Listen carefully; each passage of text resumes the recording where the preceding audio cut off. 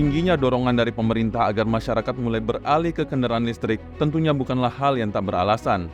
Bahan bakar fosil yang terbatas sudah pasti tak akan menjadi pilihan di masa depan.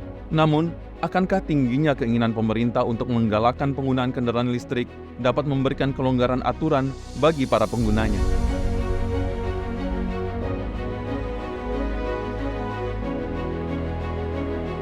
Dan pemirsa, sudah bersama saya saat ini Kasubdit BPKB Korlantas Polri, Kombes Pol Sumarji. Bapak, apa kabar Bapak? Salam presisi. Salam presisi.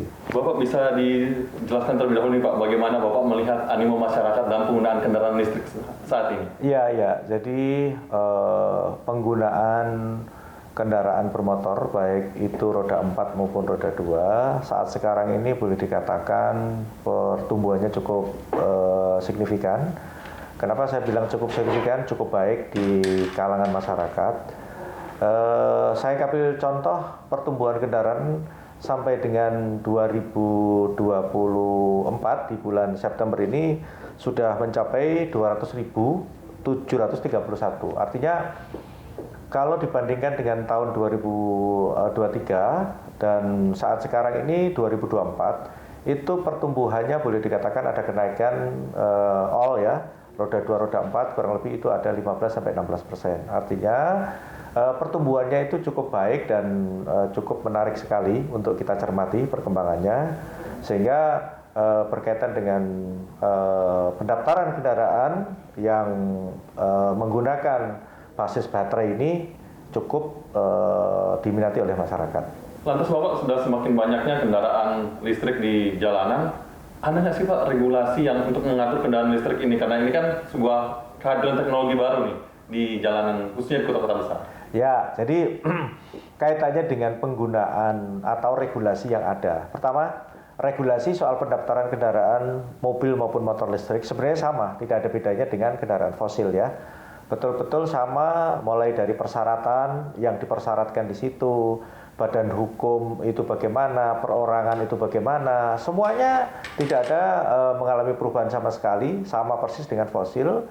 Namun ada beberapa hal yang boleh dikatakan menjadikan privilege bagaimana dengan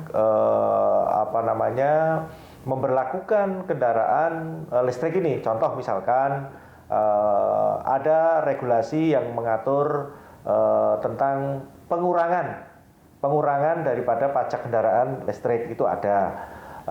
Yang kedua juga ada peraturan gubernur yang memberlakukan khusus untuk motor listrik, mobil listrik. Untuk mobil listrik itu bebas ganjil genap. Jadi memang betul-betul sudah didesain sedemikian rupa sehingga betul-betul supaya masyarakat itu tertarik dengan adanya kendaraan berbasis baterai ini.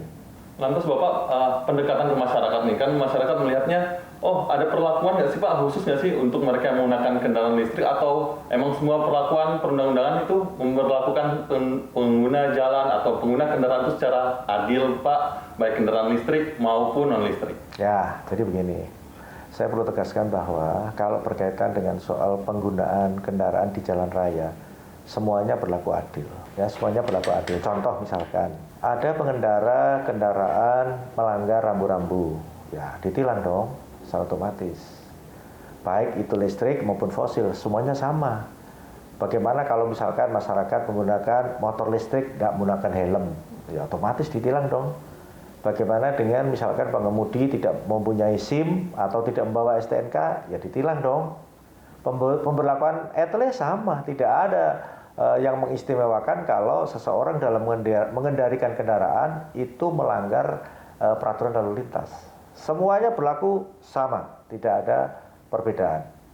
Termasuk untuk kendaraan kayak sepeda listrik itu seperti itu gimana Pak? Karena kendaraan sepeda listrik kan sudah masuk juga nih Pak ke jalan raya walaupun ada jalur khusus. Begini, kalau kaitannya dengan soal masyarakat yang menggunakan sepeda listrik, kita harus ingat bahwa sepeda listrik itu digunakan untuk di jalur-jalur perumahan.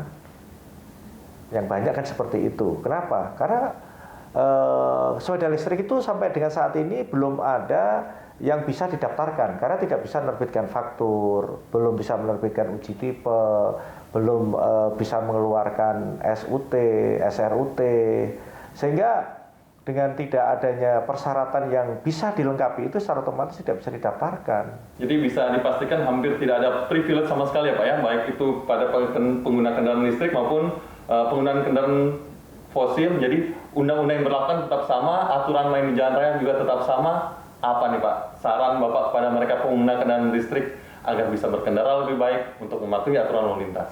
Jadi saya menghimbau kepada seluruh masyarakat pengguna jalan agar mentaati peraturan rambu-rambu lalu lintas yang ada, jaga keselamatan, dan jangan lupa ketika mengendarai kendaraan apapun itu, roda 2, roda 4, ataupun roda 6 dan seterusnya, tetap harus cek dulu kelengkapan dan persyaratan.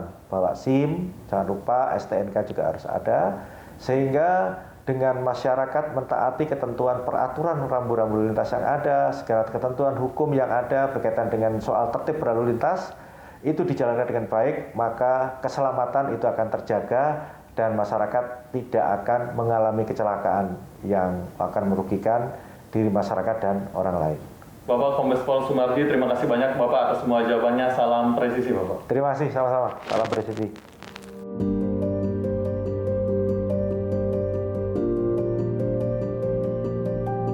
Pemirsa, demikian Polisi Menjawab edisi kali ini. Polisi Menjawab hadir untuk menuntaskan rasa keingintahuan publik akan berbagai informasi, mengungkap kebenaran dan akurasi sebuah informasi.